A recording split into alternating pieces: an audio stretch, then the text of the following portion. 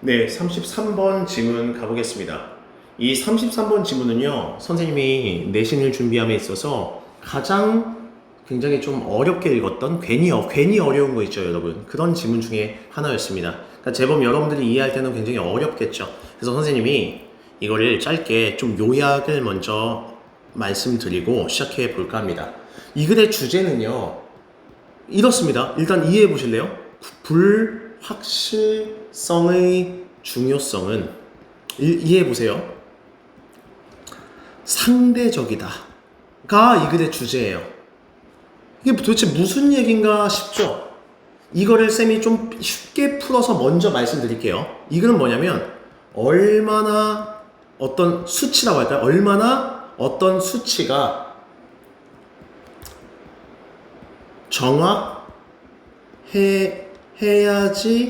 정확해야 하는지가 얼마나 어떤 수치가 정확해야 하는지가 지는이라고 할까? 좀 말이 안 되네. 하는지는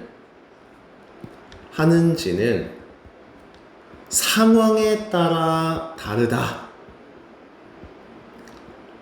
라고 선생님이 좀 쉽게 풀어서 적어도 여러분들 좀 이해하기 좀 어려울 것 같은데요. 여기에 대해서 선생님이 살짝 더 쉬운 예시를 한번 들어볼게요. 이 글 말고요. 선생님 여기 밑에 그냥 빈칸에 이런 말을 할게요.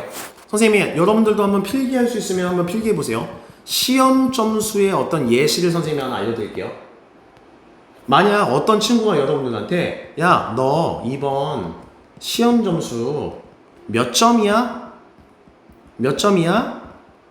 라고 친구가 얘기했어요. 친구가 이렇게 얘기를 했어요. 그러면 내가 뭐라고 얘기하냐면 내가 이렇게 얘기해요. 나 한 80점쯤이야 라고 내가 얘기를 했어요. 이렇게 얘기하면 되죠. 근데요, 이번에는 어떤 상황을 쓸 거냐, 반대로 이런 상황이 있다고 한번 가정해 봅시다. 여러분들이 대학교에 입학을 위해서 됐어요? 그거에 뭘 제출해야 돼요? 그냥 애매한 점수가 아니라 정확한 성적표를 여러분들이 제출을 해야 한다면 요 위에서 얘기했던 요 나 한 80점쯤 맞았어 라고 얘기하는 거는 굉장히 확실한 거예요? 불확실한 거예요? 굉장히 불확실한 점수죠. 그쵸? 그쵸? 요런 상황이 있죠. 그래서 이런 말이야. 이 글의 주제는 이거야. 친구랑 얘기할 때는 나 대충 80점대쯤이야 라고 얘기해도 그 순간에는 굉장히 정밀한 거예요. 이해가 되셨나요? 근데요, 대학교 입시 서류에 필요할 때는 이 똑같은 80점쯤이라는 말은 굉장히 불정확하다라는 게 이 글의 주제예요. 느낌이 빡 오세요? 그러면 선생님이 이거 색깔펜을 좀 뭘로 할까? 초록색으로 한번 바꿔볼까? 즉 이거야. 상황에 따라서 꼭 여러분들 이거 예시도 적으세요. 상황에 따라서 똑같은 80이라는 숫자도 정밀한 것이라고 볼 수가 있고 부정확한 것으로 볼 수가 있다. 즉 여러분들 상황에 따라서 이 수치라는 것은 절대적인 거예요? 상대적인 거예요? 상대적인 것이다 라고 적어주세요. 선생님 지금 이 위에 글 여러분들 학원을 다니든 어떤 인강을 듣든 여러분들 스스로 공부하든 굉장히 어렵게 설명하실 수가 있거든요. 여러분들 이해할 때 선생님이 굉장히 비유적인 표현으로 쌤이 정리해서 알려드린 거니까 이런 예시조차도 적어 놓으셨으면 좋겠습니다. 라는 거에 선생님 지금 시간 뜨죠? 벌써 4분이라는 시간을 할당했다는 거는 이 글이 굉장히 어렵다라는 글이에요. 알겠죠? 그럼 이거 보세요. 선생님이 아까 위에서 적었던 이 요약본을 보세요. 불확실성의 중요성은 상대적이다 라는 이 주제가 좀 이해가 되실 거예요. 즉 얼마나 그 수치가 정확해야 되는지는 상황에 따라서 다르다도 역시 여러분들 이해가 되실 거라 생각합니다. 이게 된 상태로 이걸 읽으면 이걸 내신 준비하실 때 편안하실 거라고 선생님은 확신합니다. 가볼게요. 어떤 것들 중에 하나, 어떤 것이냐면 대신 꾸며줄까요? 만드는 불확실성, uncertainty. 다른 건 몰라도 여러분들 이 단어는 외워야 돼요. 이 글의 주제니까요. 불확실성을 굉장히 어렵게 만드는 일부 사람들이 뭐 하기에? to appreciate, 이해하다라는 뜻이야.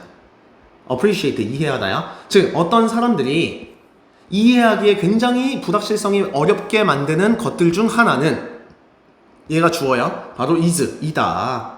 바로 이런 속성 때문에 그렇습니다. 어떤 속성이냐? significance, 중요성. 이 불확실성의 중요성이 굉장히 relative, 상대적이다. 얘가 제일 중요한 단어죠. 결국 첫 번째 문장이 이 글의 주제인 거야. 이제 다 이해했으니까 쌤이 내려갈게요. 이제 예시가 나옵니다. 여러분, 예시가 굉장히 기똥차요. 예를 들어보자. 예를 들어서 한번 테이크 해보자. 취해보자. 거리 같은 거 예를 들어볼래? 지구랑 태양 사이의 거리 측정을 했더니 1점 어쩌고저쩌고 이렇게 측정값이 나왔어. 그러니까 이건 여러분 수치죠, 수치. 응? 이런 값이 나왔어. 근데 이게 어떤 수치냐면 as measured, 측정이 된 거야. 얘 pp야, 여러분들. 그리고 여기 as랑 measured 사이에 빙이 생략되어 있다. 쌤이 누차 강조하고 있죠. 측정된 수치야. 한 어떤 지점에 1년 동안 내가 계산한 값이 이렇게 나왔어. 라고 가정을 해보세요, 여러분들. 근데 이 수치는, 그러니까 쉽게 말해서 요 디스는 이거야. 이 수치는 굉장히 상대적으로 precise, 정확하다, 정밀하다, 정확한 거다. 그래서 결국 using, 사용한다는 것, 6개의 굉장히 significant, 이 중요한 digit, 자릿수라고 하거든. 자릿수. 이 6개의 자릿수를 내가 썼다는 거는 결국 means, 의미한다는 거다. 내가 알고 있다는 뜻이다. 이 거리를 정확하게 한 지점에서, 그래서 뭐 100만 분의 1 정도로 내가 정확하게 수치를 계산한 거다. 여러분, 여기서 우리한테 하고 싶은 말이 뭔지 아세요? 요시의 예시? 내가 지구와 태양 사이의 거리값을 정확하게 계산했더니 이렇게 나왔다는 거는 이 순간만큼은 굉장히 이 값이 정확한 거다 라는 얘기를 한 거야. 이 상황에서는 이 수치가 정확한 거다 라는 거야. 근데 여러분, 내려갈게요. 그러나 만약 다음의 자리가 굉장히 uncertain, 불확실하다면요, 그것은 그 위에 그 자리는 의미할 거래요. 뭘 의미하냐면 불확실한 수치일 수도 있다는 거야. 아는 것에 있어서. 정확한 지구와 태양 사이의 거리를 아는 것에 있어서. 됐어요? 이런 불확실성이, 얘가 주어네요. 불확실성이 훨씬 더 커진다는 걸 의미하는 거다. then 뭐보다도, 이런 거리보다도 뉴욕과 시카고라는 그런 사이에서의 그런 거리값보다 이 불확실성이 훨씬 더 커졌음을 의미하는 것이다. 말이 되게 어렵죠. 그러니까 4번에서 하고 싶은 말은 이런 거야, 친구들. 쉽게 말해서 이거야. 이거야. 만약 자리, 어떤 숫자 자리 있죠. 숫자의 자리가 만약에 불확실성이 있어. 좀 불확실하다면 결국 그거에 따른 오차값이라고 하죠. 오차값. 이 오차값이 뉴욕이랑 시카고의 그런 거리보다도 훨씬 더 오차값이 커질 수 있다라는 거야. 여기서 불확실성은 오차값을 얘기하는 거야. 요렇게 여러분들 좀 필기를 해주세요. 그러니까 상황에 따라서 굉장히 오차가 커질 수도 있다는 거야. 아까는 이 정확했던 수치가 이런 상황이라면 수치가 불확실한 것이 될 수가 있다라는 얘기입니다. 그래서 5번 가볼게요. 그래서 whether or not, 뭐뭐인지 아닌지는 요렇게 밑줄 쳐볼까요? 얘가 이 글의 주어가 됩니다. 크게. 쉽게 말해서 단수 취급을 합니다. 단수 취급. 그래서 여기 depends on 할 때 요 s, 여기 얘가 동사, 단수 취급을 해준다. 그러니까 해석을 해볼게요. 따라서 여기 therefore, 따라서 내가 하고 싶은 말은 뭐냐면 여기서 quoted, 인용된 이란 뜻입니다. 이 인용된 숫자가 정확한지 안 한지는 뭐에 달려있냐면 what I'm intending to, 내가 무엇을 할 의도가 있는지에 따라 다르다. 그것을, 즉 그 수치를 가지고 내가 무엇을 하는 거에 따라 달려있다. 즉 상황에 따라서 이 숫자라고 하는 수치가 정확한 것일 수도 있고 정확하지 않은 것일 수도 있다. 즉 수치는 상황에 따라 뭐하다? 상대적인 것이다 라는 거예요. 알겠습니까? 만약 내가 신경 쓴다면 오직 단 1 minute, 몇 분 정도의 이 태양이 내일 뜰지에 내가 관심이 있다면 그 숫자, 여기에서 quoted, 인용된 그 숫자만으로 is fine, 괜찮은 것이 될 수고요. 됐어요? 만약 내가 보내고 싶다면, 위성으로 보내고 싶다면 뭐 하는 위성이냐면 orbit, 얘가 돌다, 궤도하다 이런 뜻이야. 즉 그저 태양 위를 도는 그냥 위성만을 내가 뭔가 보내고 싶다면, 그러나 내가 이런 걸 보내고 싶다면 나는 더 알 필요가 있어야 될 거다. 좀 더 정확한 어떤 거리값이 필요할 거다 라는 것입니다. 라고 하면서 여러분 이 글이 끝나요. 정리할까요? 요 윗글에서 사용된 예시는 어떤 태양의 어떤 측정값이라든지, 그쵸, 뭐 요런 걸로 예시를 뒀는데 선생님이 예시를 더 쉬운 걸로 들지 않았습니까? 친구가 이런 상황이야. 너 몇 점 맞았어? 나 80점 맞았어. 라고만 얘기하는 상황에서는 이 80점이 굉장히 정확한 수치다라고 되는 거고요.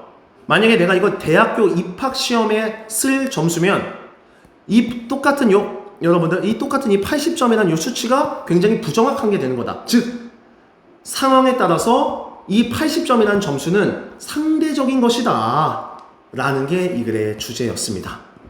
됐죠? 이거 다 지워볼게요. 이제 주제를 우리 한번 읽어볼까요? 이거 다 지워볼게요. 예, 깨끗하게. 주제 이렇습니다. 주제는 아까 나왔잖아. 결국 상대성에 대한 글이에요. 불확실성과 정밀성의 상대성에 대한 글이에요. 과학적 측정에 있어서. 그리고 두 번째 주제, 어떻게 요구된 정확도, 어떤 데이터의 요구된 정확도가 depends on, 달려있는가, 그것의 의도된 사용에 따라 달라질 수 있는가에 대한 글입니다. 불확실성과 정밀성에 대한 글이죠. 이게 뒤에다 왜 컨텍스트, 맥락이 matters, 중요한가, 맥락, 상황에 따라서 달라질 수 있다고 했잖아. 요렇게 제목으로 써도 아주 좋은 글이 될 거고요. 마지막, 일출에서 위성까지. 얘는 예시를 통해서 제목화를 한 거예요. 예시를 통해서 제목화를 한 거예요. 일출에서 위성까지. 이거 다 예시였죠. 즉, 이 글을 왜 썼냐? 상대성에 대해서 썼다. 측정의 정확성, accuracy, 정확성에 따른 상대성을 쓰려고 내가 이런 예시를 썼다 라는 글입니다. 이 글 한 번만 읽고 이해가 안 되면 몇 번을 더 읽어보면서 여러분들이 이해를 해주셔야 되겠습니다. 수고하셨습니다.